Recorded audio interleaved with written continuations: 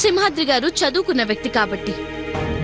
ఆయనున్న సమయంలో అయితే సీనయ్య చేత వేలిముద్రలు వేయించడం కష్టమని సింహాద్రి గారు వెళ్లిపోయేదాకా ఆగి ఆ తర్వాత మళ్లీ కొన్ని డాక్యుమెంట్స్ మీద సీనయ్య చేత వేలిముద్రలు వేయించారు.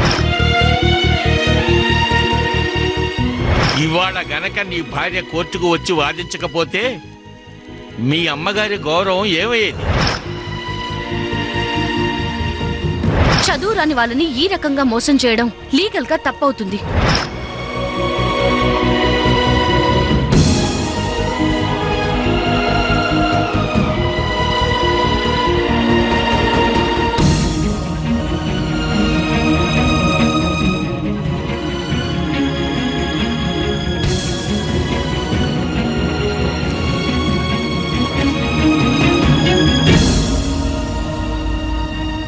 అమ్మని కోర్టులోకి రానియకుండా అమ్మ గౌరవం కాపాడినది పద్మావతి. ఆటో కొనుక్కొని అప్పు అడిగితే మోసం చేయబోయినగా మనిషిని నిలదీసింది పద్మావతి. కాస్త చదువు చదివితేనే నా పద్మావతి గంతలా వాదించినది. గదే ఇంకా చదివితే అవును, ఏమీ చదువుకొని అమ్మ నా ఊరికి అంత మేలు చేస్తుంటే ఎంతో చదువుకుంటే పద్మావతి ఇంకా ఇంకా మేలు చేస్తుంది కదా. పాల ఫ్యాక్టరీ ఇంకా రాలేదని అమ్మ మీద నింద వేస్తున్నా ఈ ఊరి జనం చేత అమ్మకి క్షమాపణ చెప్పించాలి. గట్లా చెప్పించాలంటే పాల ఫ్యాక్టరీ ఊరికి రావాలి.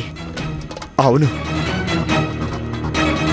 ఊరికి పాల ఫ్యాక్టరీ రావాలన్నా ఊళ్ళో అన్ని కుటుంబాలు సుఖ సంతోషాలతో ఉండాలన్నా గది చదువు వల్లనే అవుతుంది. గసంటి చదువుల సరస్వతి నా పక్కన నా ఇంట్లోనే ఉండగా నేను వాళ్ళని వీళ్ళని సహాయం అడుగుడేంది? పద్మావతిని కలెక్టర్ చదువు చదివిస్తే అవును, పద్మావతిని కలెక్టర్ చదువు చదివించాలి. అమ్మ ఊరికిచ్చిన మాటని నిలబెట్టాలి. గదే సరైన మార్గం. పద్మావతిని కలెక్టర్ చెయ్యాలి.